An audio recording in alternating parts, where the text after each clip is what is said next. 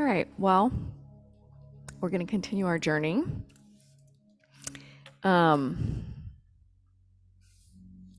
So we're working our way through this, Yoga Sutras of Patanjali.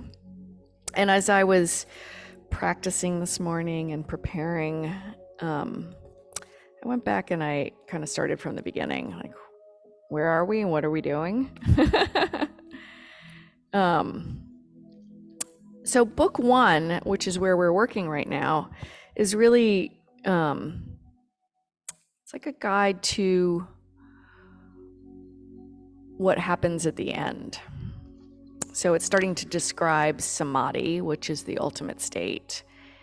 And we've spent a little bit of time talking about the different kinds of samadhi, which one of the things that gives me some comfort in this practice towards whatever we're heading towards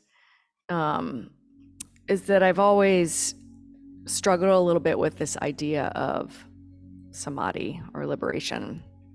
How does that work in this world? So what does it mean to be liberated and still in the flesh and in the modern world? And so one of the things that I love about this book is that he explains that there's multiple kinds of samadhi. So there's samadhi that's fully liberated, and there's samadhi that's in this world. So what's been happening the last few weeks is he's been talking about the different ways to get there. And if we looked back, you don't have to do this, but if you looked back, in the last few sutras, he says the asamprajnata samadhi could come through multiple methods: faith, strength, memory, contemplation, or by discernment.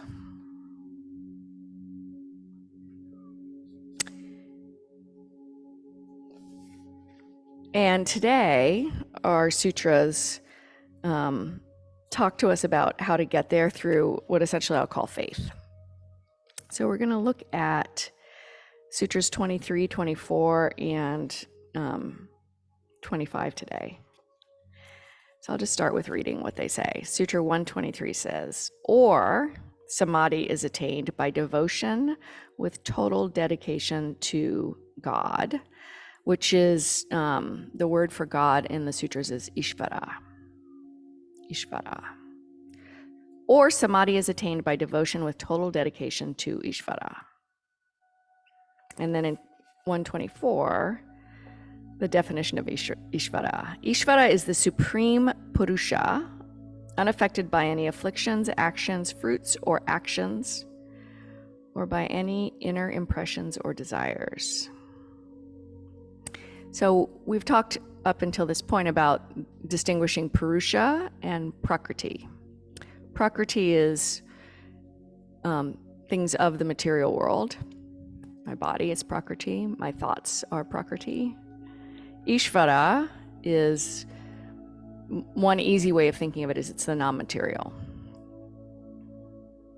And here he says specifically, it's the supreme, Purusha is the non-material. And here he says specifically, Ishvara is the supreme Purusha, unaffected by any afflictions, actions, fruits of actions, or by any inner impressions or desires.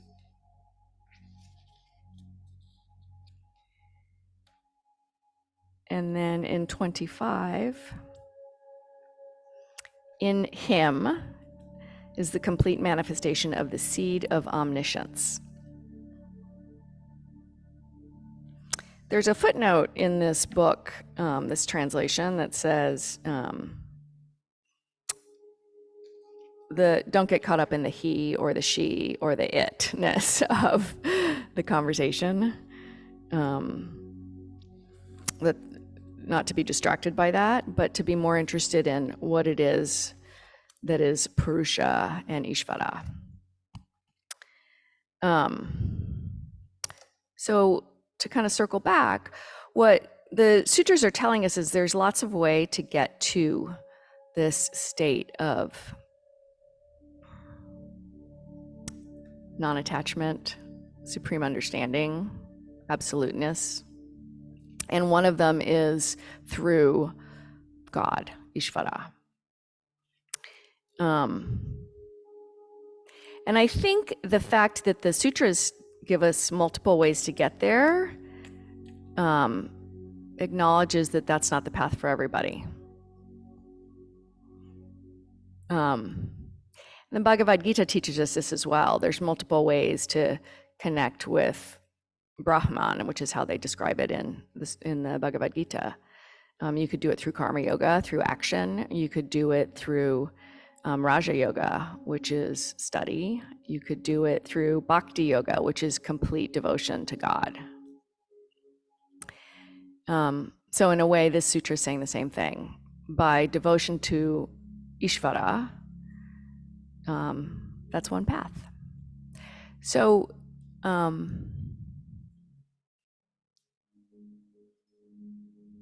given that notion of there's different ways to get there, I'm going to invite us into a practice this morning of exploring the path that feels most familiar to you.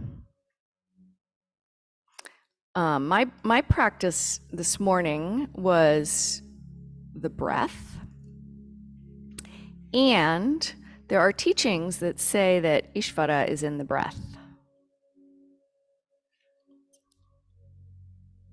So if you are a person of God faith, I'll just call it God faith, and you want to practice the breath, one of the ways to do this is to visualize as the breath comes in, that spirit coming in. As the breath goes out, that spirit reconnecting to everything else around you. Which to me is comforting. It's an idea of that I'm connected to everything through the breath. This morning, my mantra, just in working with this practice, it was new to me. My mantra was Amen. Inhale, ah, exhale, men. I was raised in Christian churches, Anglican, Episcopal, Lutheran, wherever we lived. And so a Christian God is how I'm most familiar with this world of spirituality. So whatever your experience is, an invitation to work with the breath as a way to connect with spirit. Questions or comments around that before we begin? Okay, let's do it. I'll guide us, and you'll take your path. Curious about this idea of Ishvara. So set yourself up.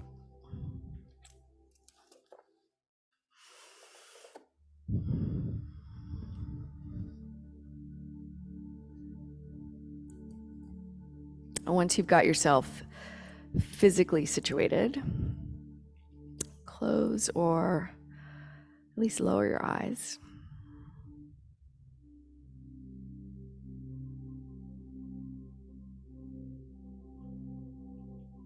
Before the breath, tune into your body for a moment. Feel the connection between your body and whatever's supporting it. So getting a sense of being grounded here in the now.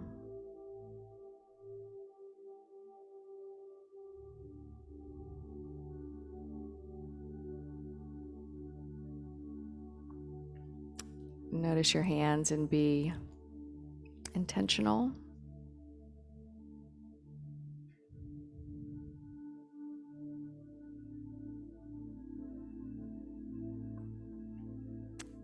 And create a clear channel for your breath. So if you're not as upright as you might be, create that now.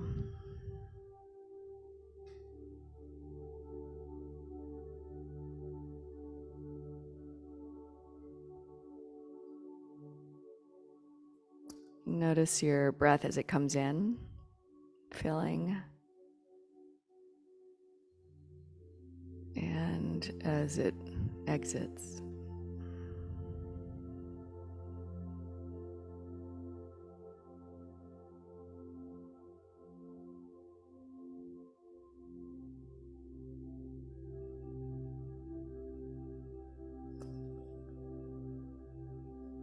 the breath is somewhat formless.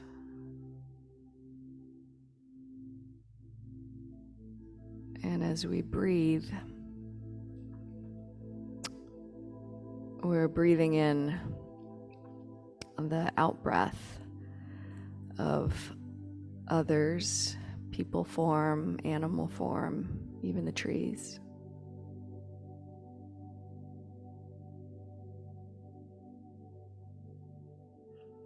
It helps me to sort of visualize that connection to everything as the breath comes in.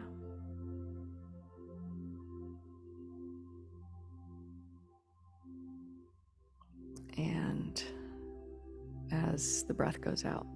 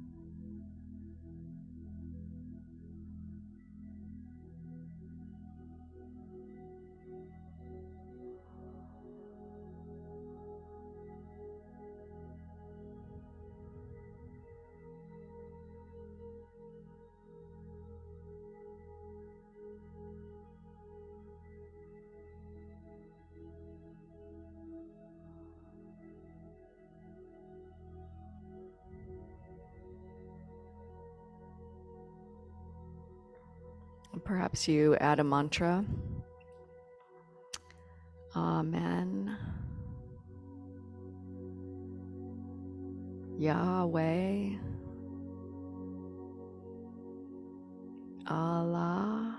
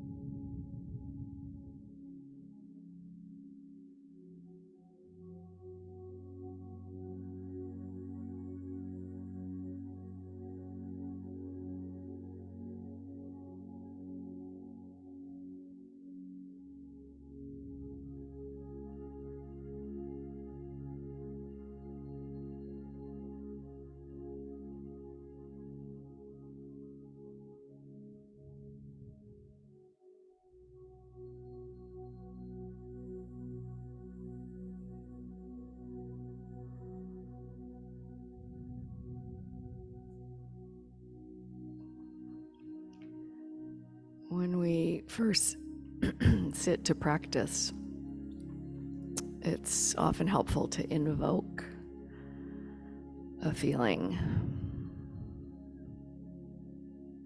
visualizing the breath in, the connection, and the same thing, visualizing the breath out and connection to something larger than ourselves.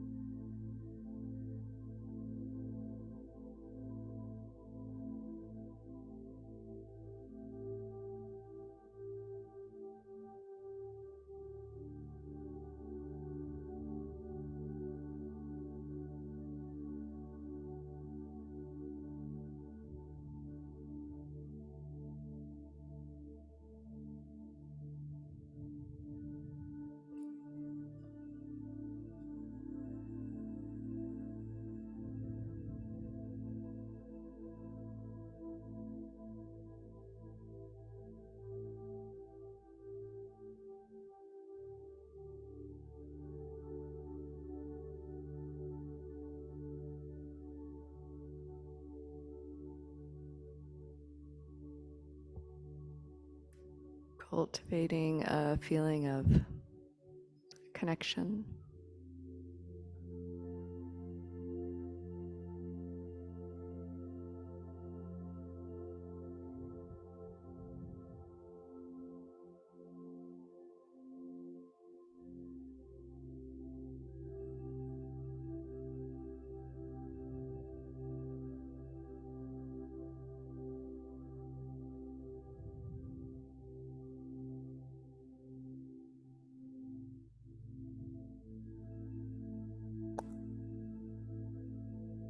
My breath, your breath.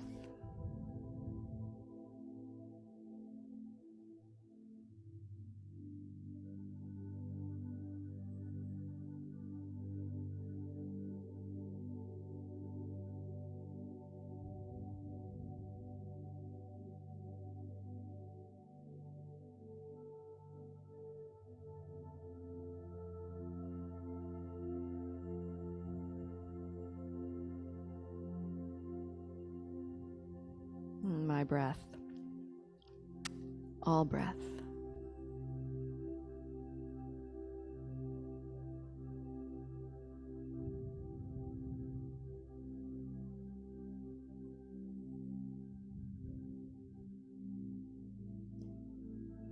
Just breath.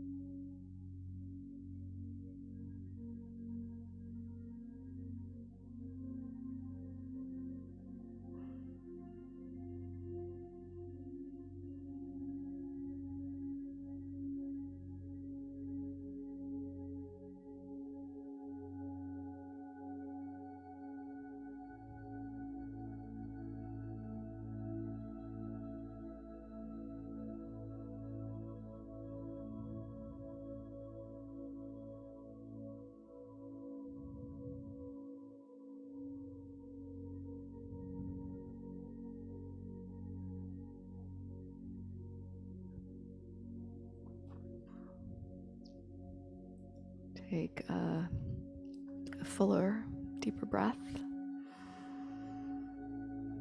Let that out. And then one more nice big breath.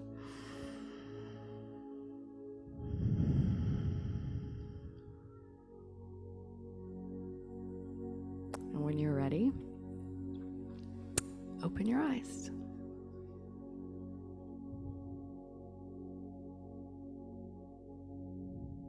Insights? Comments? Counterpoints? I have a question. Yes. So in this discussion, you have equated the Ishvara thing with sort of a Judeo-Christian God. Based on where we are in this with this book, shouldn't he be Hindu or something? Could be. Okay. Yeah, so the other, the alternatives are like Ishvara. We'll get to this actually in the next sutra a little bit.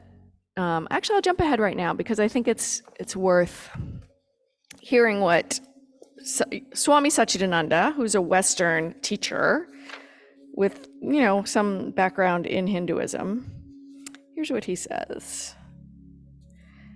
I am looking at page 42 in my own book. And it's Sutra 26. It's the last thing he says. He says, in our ordinary lives, we have yoga union with nature, but now we want yoga with God. We have union always, but our union with Prakriti should be changed to union with God. Union with God is the real yoga. So now you can see the connection between the devotional side of the religious teachings of yoga. There is no difference between religion and yoga. Yoga is the basis of all religions. With the light of yogic understanding, you can walk into even the difficult corners of the scriptures and understand every religion well.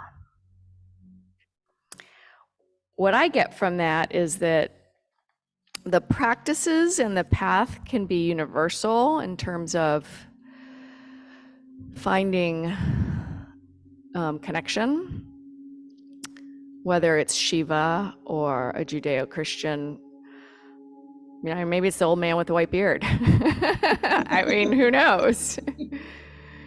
I'm starting to experience an understanding of God as being more like the idea of Purusha being something that's all pervading. And I find the breath helpful as a metaphor for that. So I don't think the sutras are teaching us that breath is Purusha, breath is Ishvara, but it's a metaphor for understanding the interconnected and intangible nature of this thing called Purusha, which is Ishvara, when we understand it. Does that make sense? If any of it makes sense.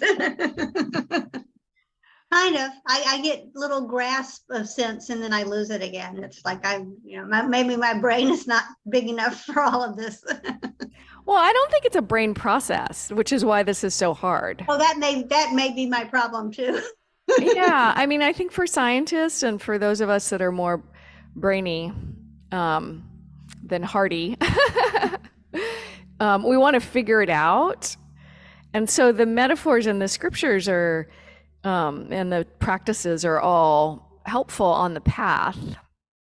But I think ultimately we're not going to think our way into the answer. Okay. Right? Like when when I'm practicing and I'm working with the breath, there's a thinking about what does this all mean? What is this metaphor? Like, how do I understand this? But then there's also times where it's like I'm just in the practice of the breath and feeling, it's like a feeling of connectedness as opposed to an understanding of connectedness. I don't know. It's all a big experiment. I'll ponder on it. Fernessa, do you have your hand raised to speak, or are you just giving us a high five? Yes, and I'll give everyone a high five too. What was that page reference again? I need to look that up and read that myself. It's page 42. It's the very end of his discussion of Sutra 1.26. It's the last paragraph of 1.26. 39 in the edition that I have. All right. Thank you very much. That was lovely. Y'all have a good day. All right, breathe, y'all.